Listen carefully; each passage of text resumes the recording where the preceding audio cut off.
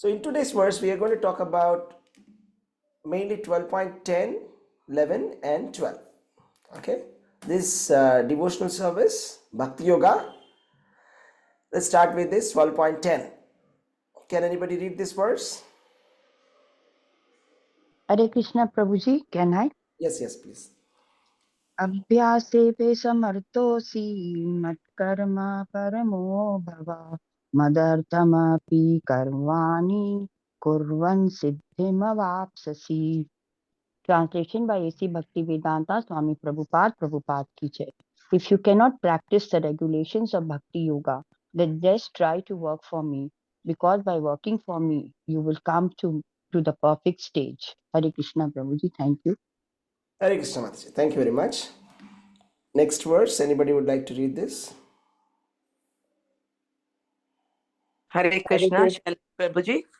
Yeah, go ahead. Ataitapi ashaktosi kartum matyogam ashritaha sarva karma phalatyagam tathakuru yata atmavan. Translation: if however you are unable to work in this consciousness of me, then try to act giving up all results of your work and try to be self-situated. Hare Krishna.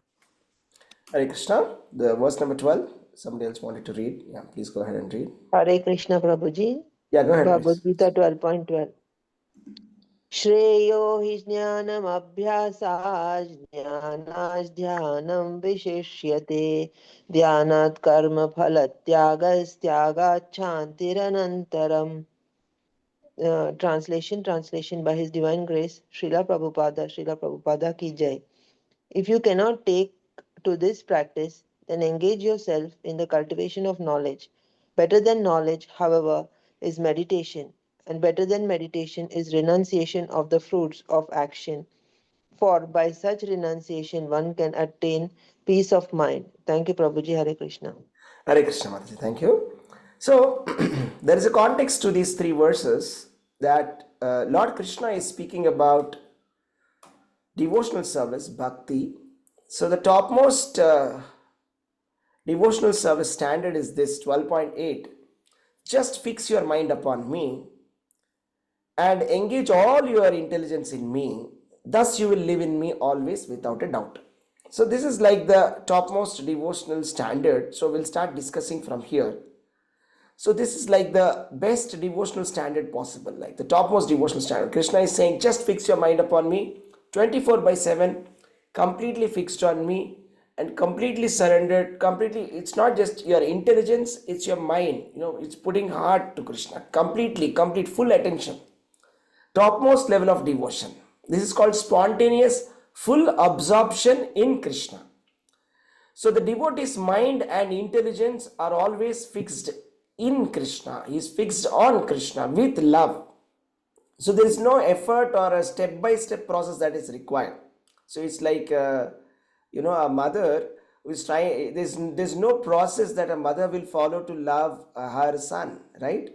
So it's very natural and spontaneous. The lover, loving the beloved, there is no step-by-step process or any process involved for that. It is already very connected, and the love is already there, right? So this is the state of the pure bhakti, also called as the raganuga bhakti, right? So the examples of this level of devotional service is Haridas Thakur, who used to be chanting 22 hours a day. So generally we say chant 16 rounds, we say chant as much as possible, we say, right? But Haridas Thakur is called Namacharya, is chanting all the day, all through the day. Only 2 hours it is for his basic resting, that's it. So 22 hours is chanting around 3 lakh names a day. So nobody is telling him that you must do it, or he's not doing that, he's not doing it for anybody. He's just doing it because he just loves to do it.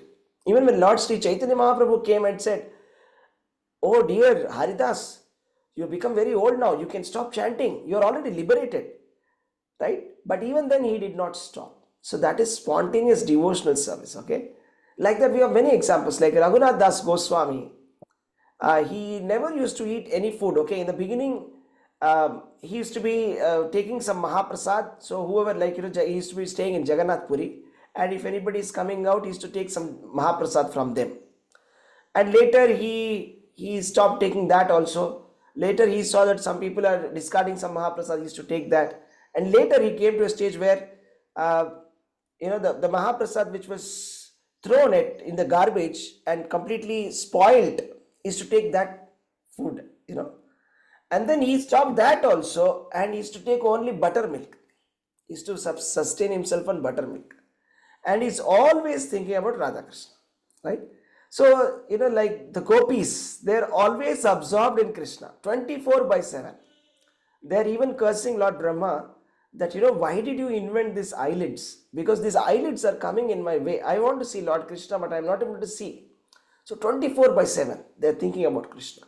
One day, one gopi was meditating, and Narada came and asked, what is this meditation system that you're doing, dear gopi?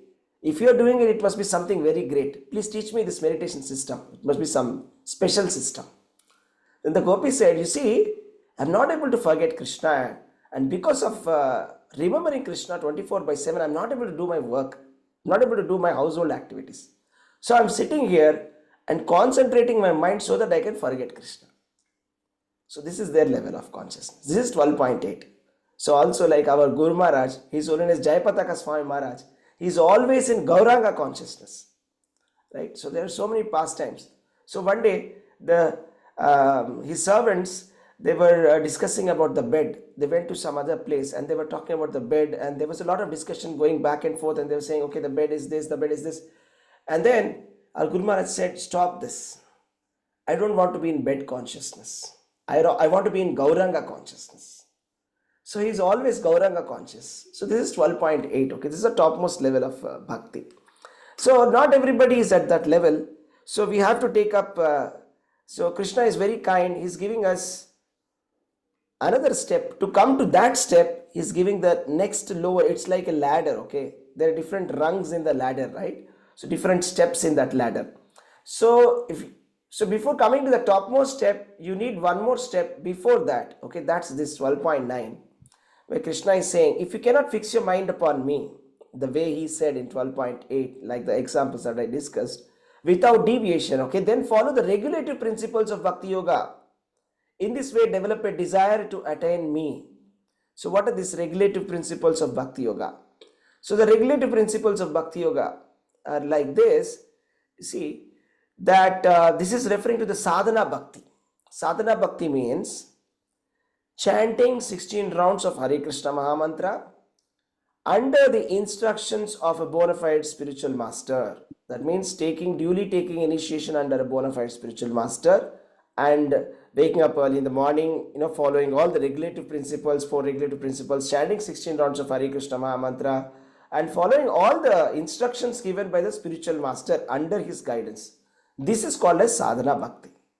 So following all the principles of devotional service without any compromise.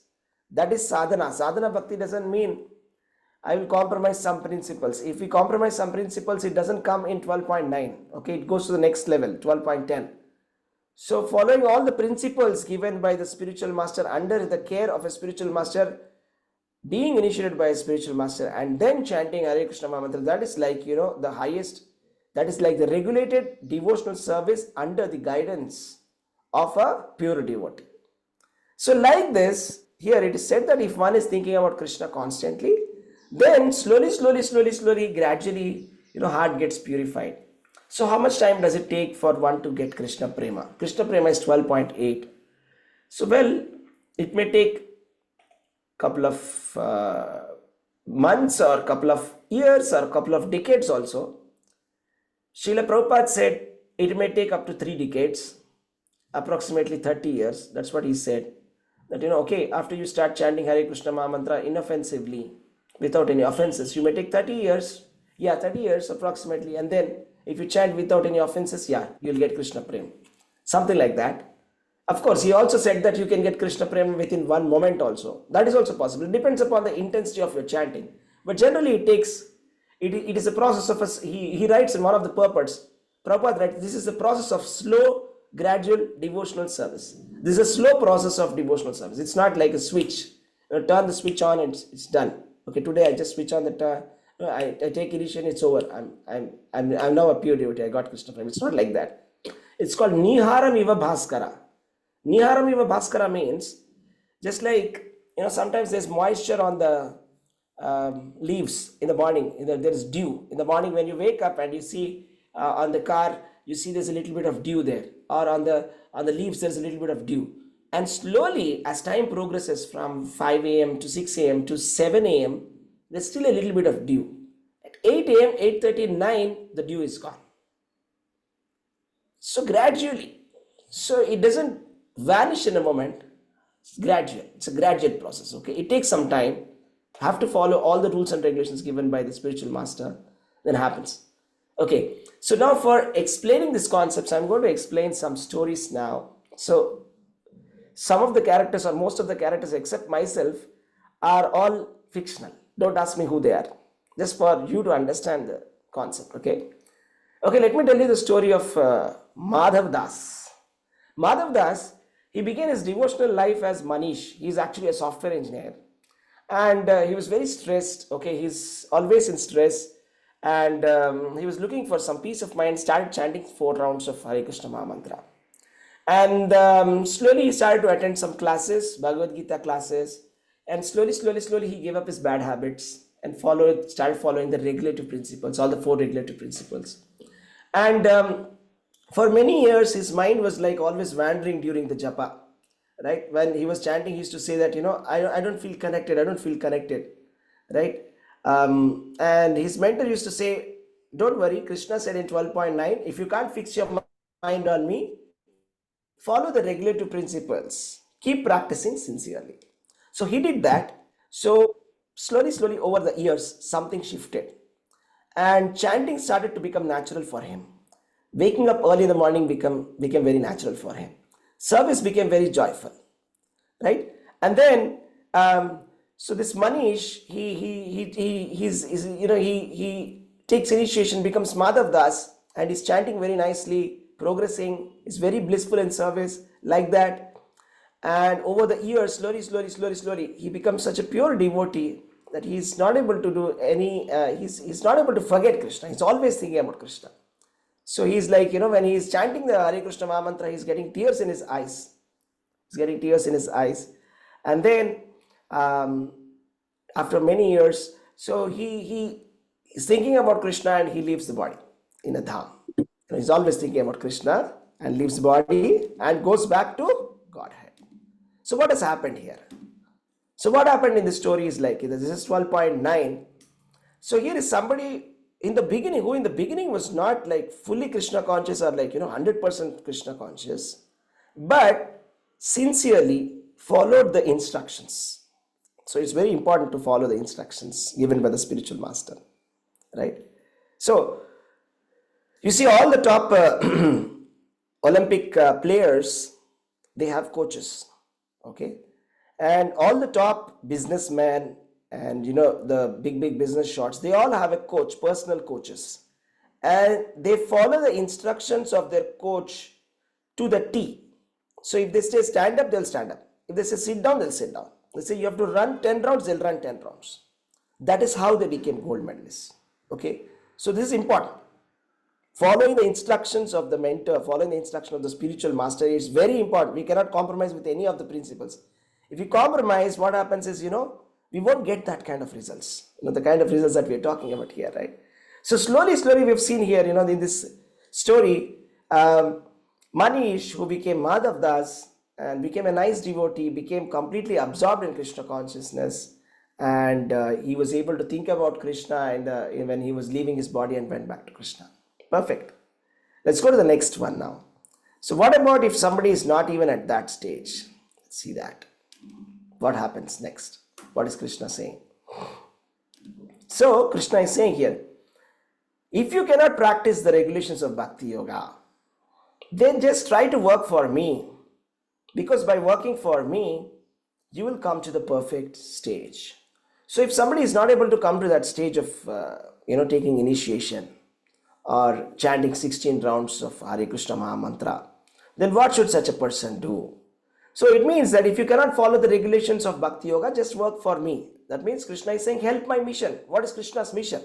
Krishna's mission is to take every living entity back to Godhead. And what is our mission? We want to bring everybody in the spiritual world to this place so that we can stay in this material world. No, that is not Krishna's mission. Krishna's mission is not to, set this material world which is full of suffering. His mission is that every living entity thinks about Krishna and goes back to God. Right? That is his mission. So anybody who serves his mission in passing on this message to the living entities, his message, he has got a message for every living entity that everybody do this, then you will stop suffering, you'll come back to me, you'll always be happy. If we can take up this mission, take up this message of Krishna, Krishna is saying that there is no devotee who is more dear to me than the one who is spreading my message to everybody. Right? So those who cannot follow sadhana bhakti, as mentioned, Krishna is suggesting to support his mission. So how is it possible?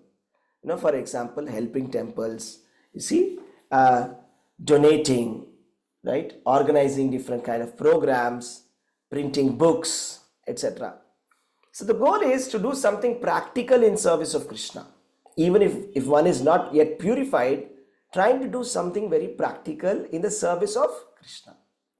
Okay, let's see a story. Okay, one day there was a very, very successful businessman who was very busy all the time. Okay, his name is Ramesh. Okay, he came to me and he said, Prabhu, I want to chant and read Bhagavad-gītā, but my problem is I have multiple businesses and it takes up a lot of my time. Okay, it's impossible for me to give time for chanting 16 rounds, reading Bhagavad-gītā, attending the classes, because these timings don't suit me, and it's not at all possible because I have so many other responsibilities to take care.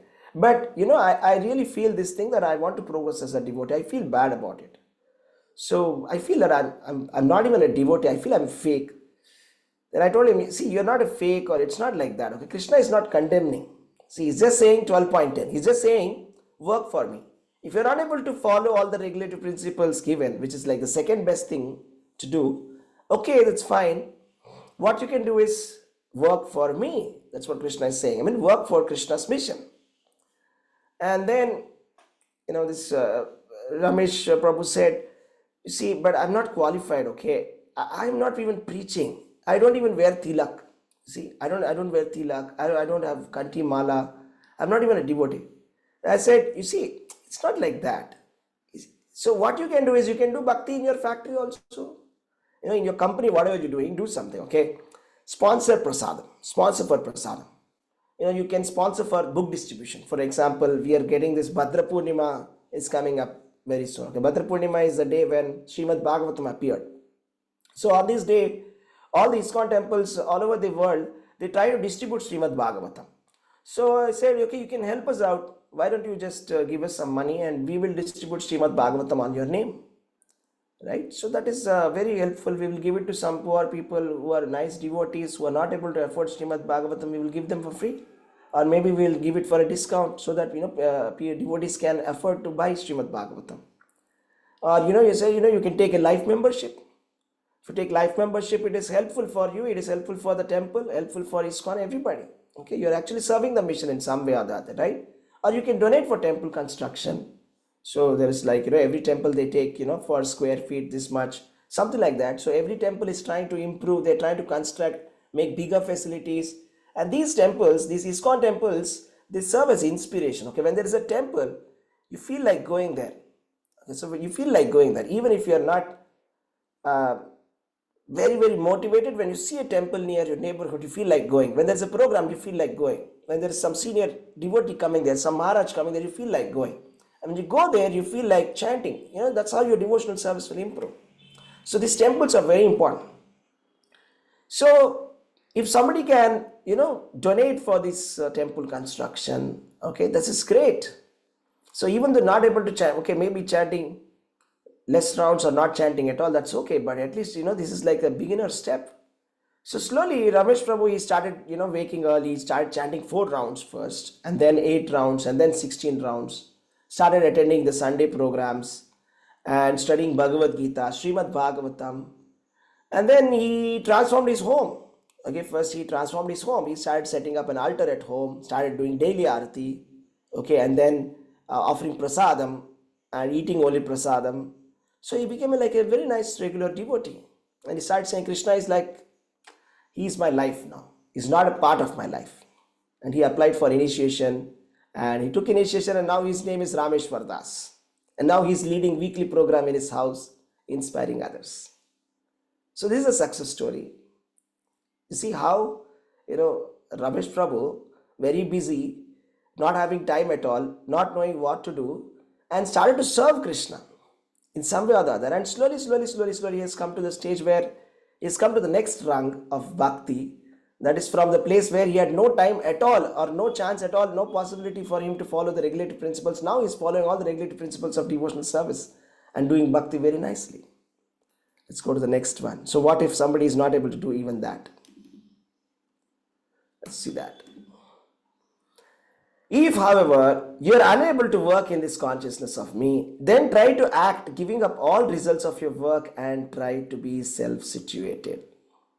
So what does this mean? If somebody is not able to even support Krishna's mission, Krishna's preaching mission, or any kind of Krishna activities, direct Krishna conscious activities, okay, they can try to be a little bit charitable, try to give up results of your work. Results of your work means like, we are very attached to our money, isn't it? It's said that money is sweeter than honey, isn't it? So it is said in Srimad Bhagavatam that people may be ready to give up their life, but they will not give money. So for example, a person may say, you ask me for my life, I will give you. No problem. Take my life. Don't ask me money. So that is the kind of attachment that we have towards money. But if we can slowly, just give me a moment, please. Yeah. If we can slowly overcome that attachment, and maybe if not to Krishna conscious activities directly, we can give it to some social activities, you see. Try to serve to some social, because there's some people, they're not able to serve directly. It could be some social reasons, family reasons, personal reasons. Sometimes there are some families I see, they very strictly restrict that you cannot go to the temple. See, our family, we are not supposed to do all of this. Our family is supposed to be like this only. We should not do too much devotional service. You stop. So they are like that because of such kind of reasons, social reasons, family reasons. Some people feel shy that Prabhuji, should I wear kurta now? Should I wear dhoti? I'm not used to wearing all of this. Some people say, don't call me Mataji. Why are you calling Mataji? So different reasons, you see. So Krishna advises, do one thing, okay, if you're not able to follow the regulative principles of Bhakti Yoga, or even not able to even work for Krishna consciousness, okay, fine. Don't keep the results of your work for yourself, because it's a cause of attachment and bondage. My money doesn't make any sense. Give it to good causes. Okay, give it to any place, anywhere. Okay, fine, anywhere of your liking. That's fine. Engage in some charitable activities without any selfishness. Again, don't go there and start saying, I'll give you some money, but you have to put my board there. This mentality we should give up first, right? Selflessly try to give away our results and giving it to Krishna. This is also a indirect devotional service, because slowly it is purifying us, right? It's called dana. And it's slowly purifying us, and slowly we can go towards Krishna. So it purifies our mind and helps a person to gradually become elevated for devotion. Okay, so there was an elderly lady, okay, Meenakshi Mataji, right? So Meenakshi Devi Mataji, her problem is like, it says, my family doesn't allow me to go to temple. And I can't even chant at home, because when I chant, my husband shouts at me. He said, why, what are you doing all the day chanting this? What are you doing? You'll become like them. One day you'll take sannyas and go out of the house. Stop all this. I'm very strict. I don't allow all this in my house. You can't do all of this here, okay? So I can't chant. So that's what the Mataji says, I can't chant. So what can I do for Krishna? I can't give any donation for Krishna cause. I can't come to the temple, etc. Very strictly restricted by my family, okay? So I told her, okay, you can do one thing. Krishna sees your heart. Even if you can't serve, you can do one thing. You can just offer the results of your action to Krishna. Krishna says, whatever activity that you do, offer the results to me. So, and she was already giving some charity to some hospitals, orphanages, etc. And then she was asking like, but that's not bhakti. But what do I do, Prabhu? It's not bhakti. I'm giving to some hospitals here and there donations. I regularly give donations, but that's not bhakti, right? I said, yeah, it's not bhakti. I agree, but it's a starting point. When you do your activity selflessly, okay, without any selfishness, without asking for credit and ownership and again all of that mentality, and if we give it to Krishna, offer it with a pure heart, okay, then slowly there is a transformation that happens. That is also one level of bhakti. So that she silently began, doing this kind of attitude change, mentality change, same activities, charities here and there, but offering it to Krishna, doing it selflessly, and then silently offering, the cooking, offering food stuff to Krishna and giving to the family, and playing Hare Krishna Kirtan at home. Like that, slowly, she started doing some things. And then over the years, what happened was like her devotion was like very clearly, it changed everybody in their house. So everybody, they started to come to the temple on festivals to begin with. So for Janmashtami, Ratha Yatra, they started coming to ISKCON. And then at least now her husband says, okay, you can chant, no problem. I don't have any problem if you chant. It's okay. So her husband is like now favorable. So what has happened is like she has risen from renouncing the fruits 12.11 to working for Krishna 12.10. At least, trying to chant some rounds, trying to go to temple and doing some seva there. Sometimes the Matajis come to the temple and then they will be doing the flower seva. Some Matajis, they will do rolling the puris, chapatis, or cutting the vegetables. And Rangoli, so many activities are, so many services are there, okay, doing some services like that. And slowly started to come temple, and her families also sometimes they come to the temple. So they've come to one level, okay. So it's like from a level where they don't believe in it at all, more or less like atheistic, but now they understand, okay, they believe, okay, this is something nice, this is good, we can do this. So it's like, going one level up. So let's go to the next thing. Okay, so here is the come. Shreyo, if you cannot take this practice, then engage yourself in cultivation of knowledge. Better than knowledge, however, is meditation, and better than meditation is the renunciation of the fruits of action. For by such renunciation, one can attain peace of mind. So there are a lot of points to discuss here. So I'll explain this by telling you some stories, just like I did just now, okay? So if you can't even, let's say, if you're not able to even donate, or if you're not able to do any kind of practice, or what is it that you have to do, okay, what is like the bare minimum that we can do, we'll try to understand, okay? So there was like, one person, a young person, his name is like, he's a young engineer, software engineer from Pune, Vivek. He attended the Sunday feast program, and after the program he came to me and he said, Prabhuji, I like this Krishna conscious philosophy. It's very nice, okay? But you see, my problem is I can't follow these regulative principles, okay? I try to chant, but I also watch Netflix at night. I eat onion, garlic, drink coffee, tea. I occasionally have drinks also with my friends, okay? So I can't be a fake person. I can't just try to be like a fake person, transform in a day or something. I can't do this, okay? I said, okay, that's fine. Krishna understands that. That's why he's given a step for us in Bhagavad-gītā 12.12. He says, if you cannot follow bhakti principles, then cultivate spiritual knowledge. Right? Shreyo hi jnanam abhyasat, shreyo hi jnanam abhyasat. That means, okay, cultivate spiritual knowledge. So he was surprised, like, okay, so even if I'm not following the process, if I read some spiritual knowledge, is it okay? Is it okay if I read Bhagavad-gītā if I'm eating non-vegetarian? It's okay, it's fine. It's nothing like that. Slowly, when you read Bhagavad-gītā, you will get that purification. You will understand yourself. There's no force. Nobody will force you to do it. But you will understand yourself what is right and what's wrong for you, okay? So then, there it was written in the Prabhupada's Bhagavad-gītā, for those who are actually not able to follow the principles of Krishna consciousness, it is better to cultivate knowledge, because By knowledge, one can be able to understand his real position. So start from here, where you try to read books, read Prabhupada books, and then we will understand our position. So it's like this, okay? You may not be able to wake up at 4 a.m., chant 16 rounds, but you can read books. You can read Prabhupada books, Bhagavad-gītā as it is, every day 10 minutes, okay? So daily 10 minutes, and then you'll get some kind of knowledge, and it will make you strong.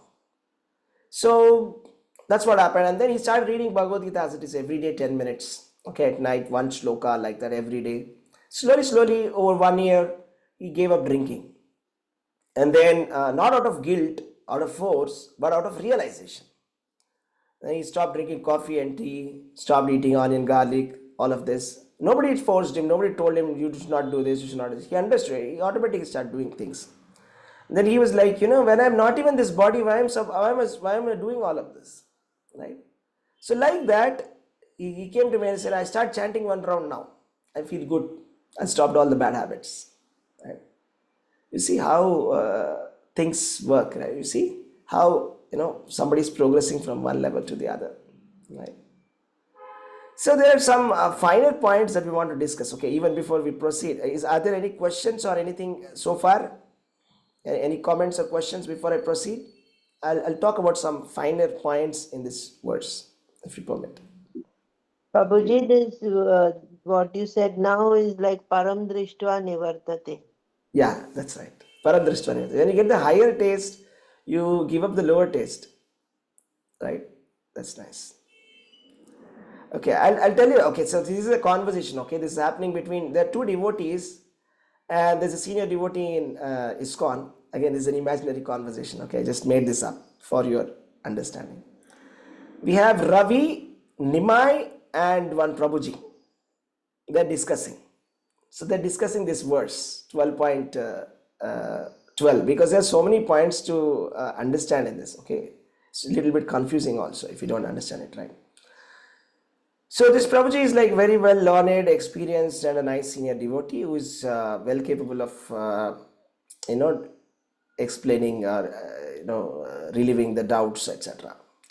So the Ravi and Nimai started to discuss, and Ravi said, you see this verse 12.10, it says that renunciation is better than meditation, meditation is better than knowledge, and knowledge is better than practice. And then Nimai said, what? But devotional service, practice, chanting, hearing, deity worship, it is higher than jnana and meditation, no? Bhakti is highest.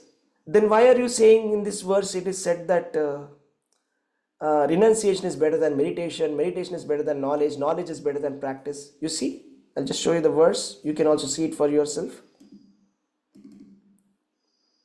It says, engage yourself in cultivation of knowledge. If you cannot take up this practice, Shreyo hi jnanam abhyasaj, jnana dhyanam vishishyate, better than knowledge is meditation. So does it mean that, this practice, sadhana bhakti is not so effective? That means knowledge is more effective, meditation is more effective, renunciation of fruits of activity is more effective. Does that what it means? So Nimai was very confused, okay. So Prabhuji walks in, says, may I join the conversation? Says, yeah, please Prabhuji, please explain, as we are not understanding what's going on here, okay. So then he started to explain, Prabhu explained that, what you're reading here is, here in this, Krishna is not comparing bhakti to jnana or meditation. He's giving a ladder of gradual steps for those who are not ready to surrender to him yet. So then Nimai asked, so the practice here isn't sadhana bhakti? So here it said, Shreyo jnanam abhyasat. Abhyasa here doesn't mean sadhana bhakti. He's saying jnana is better than sadhana bhakti. No. In 12.9, when it is said abhyasa bhakti, that is under the guidance of a bona fide spiritual master. That is the second topmost level of bhakti, only next to Krishna Prema. Because that will gradually lead to Krishna Prema. But here, 12.12, abhyasa, practice, means unaided effort. That means spiritual habits without full engagement in bhakti. You see, without taking any mentorship or, not asking anybody, a lot of people do this, right? So I'll start reading Vishnu Sahasranam, I'll do this, I'll do that, I'll start reading something, doing something out of practice. So Prabhupada is clarifying, okay, for those who are not able to follow the principles of Krishna consciousness, for such people, cultivation of knowledge is better than confused or distracted efforts. Instead of going with some confused, distracted, self-driven approach, is to actually cultivate some knowledge that is more effective. Rather than doing some 100 things, I will fast on Tuesday, I will fast on Wednesday, I will go here, I will do this, I will do that. Instead of that, it is better to get some knowledge by reading some spiritual books. So then Ravi understood, okay, he said, okay. So Krishna isn't saying jnana is better than bhakti. He's saying that better than confused or weak efforts by those who are not ready for a devotion. Then Nimai asked, what about meditation? But here it says meditation also. Right, let me show you.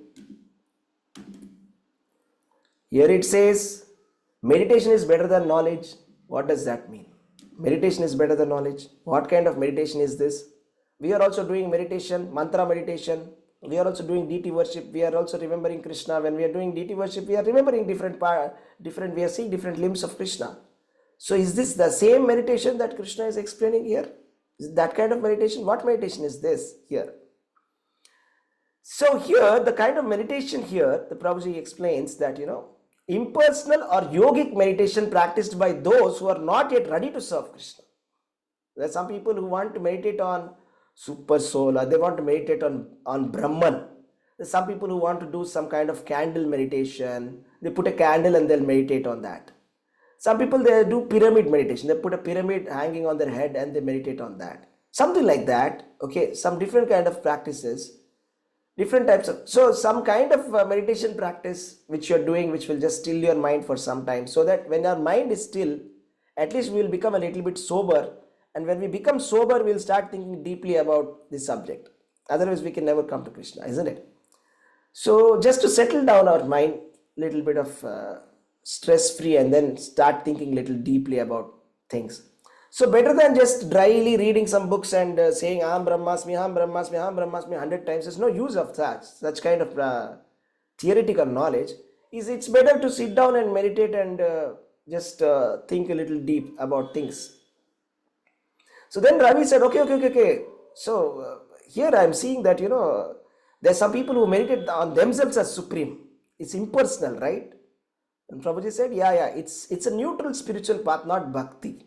For those who are unable to take to Krishna consciousness, but they want liberation. So they want to try something, they want to go, on a long drive, go to some ashram, sit down there. For example, there is some kind of yoga system, vipassana, something like that. For 15 days, your mobile phone will be taken away from you. And you should just sit down, no mobile phone, nothing. They'll give you some bland food and you have to just sit down and talk nothing. You should just meditate. This kind of things, okay? People like to go and just a minute. Hare Krishna.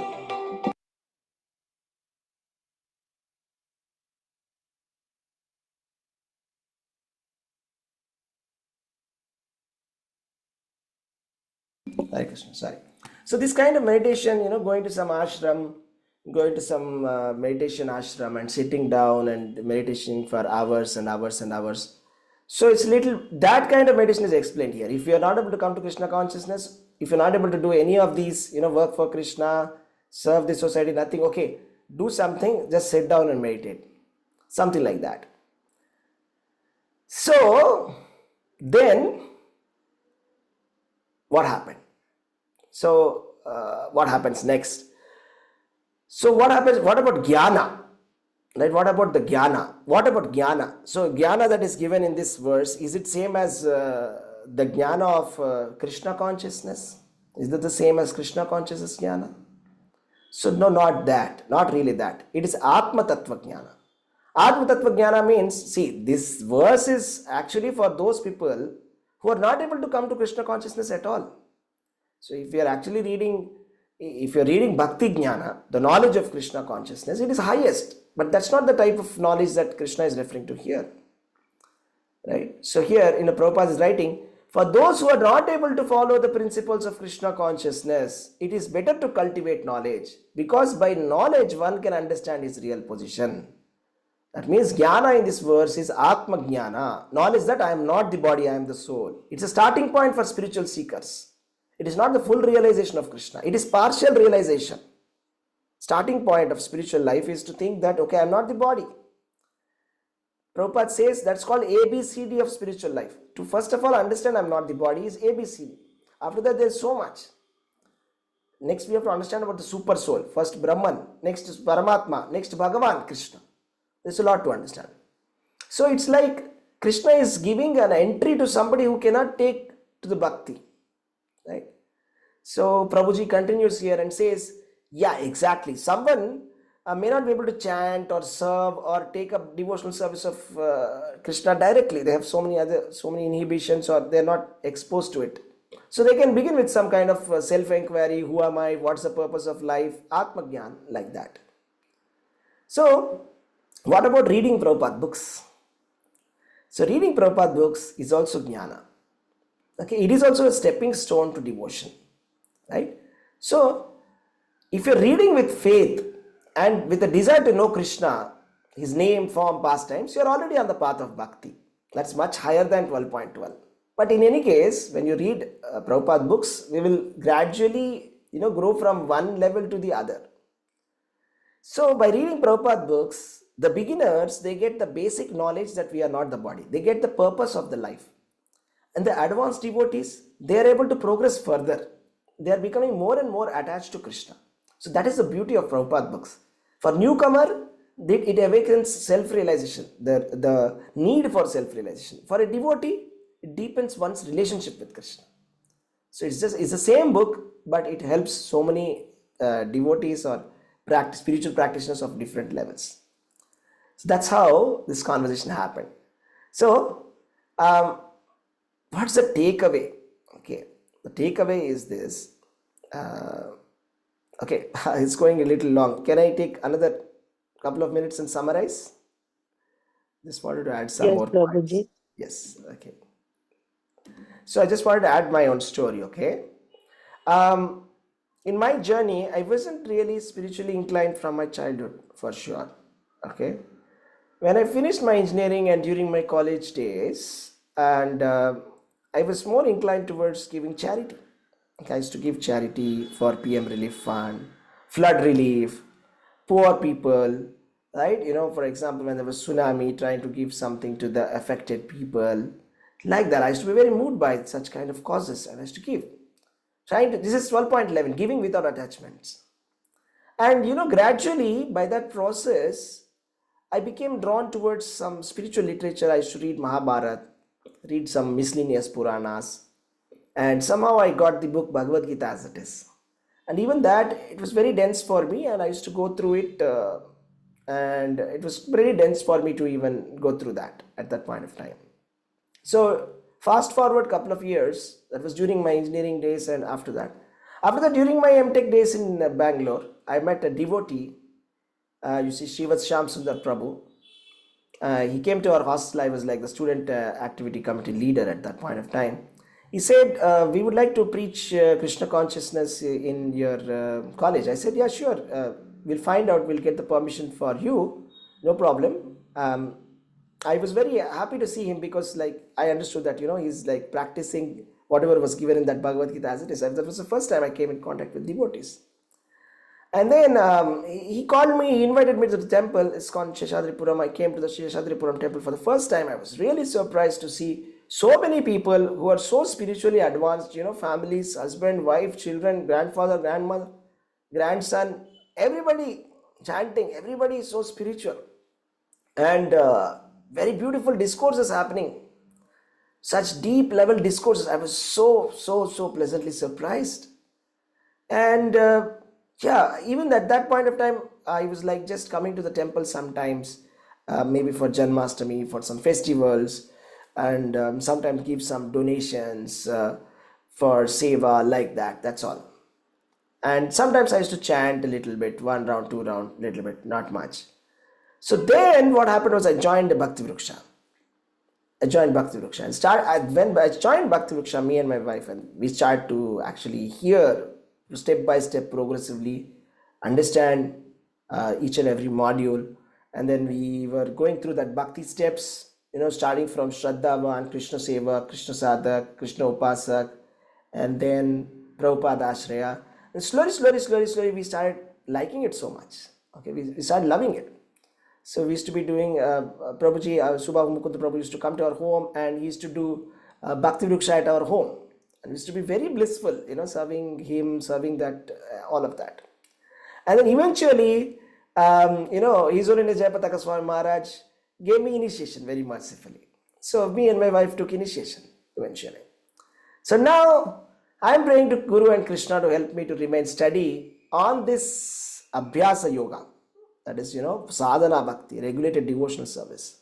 And someday, by the mercy of Guru and Gauranga, I will rise to 12.8. That is pure, uninterrupted remembrance of Krishna. So, what do we understand from this is, Bhagavad-gītā, Krishna is so merciful, he doesn't reject anybody. Okay, he gives opportunity for everybody.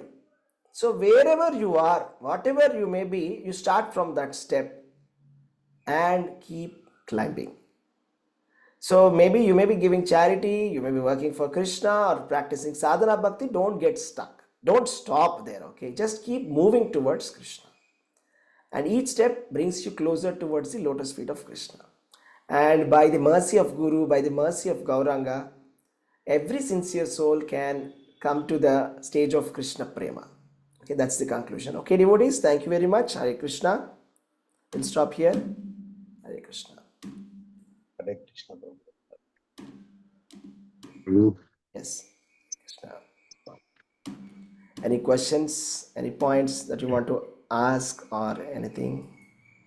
Hare Krishna, Prabhuji, Dandavat Pranam. Yes, Mataji. Prabhuji, yesterday most of the devotees from Sheshapuram saw this movie, Lord Narasimha Dev. Right.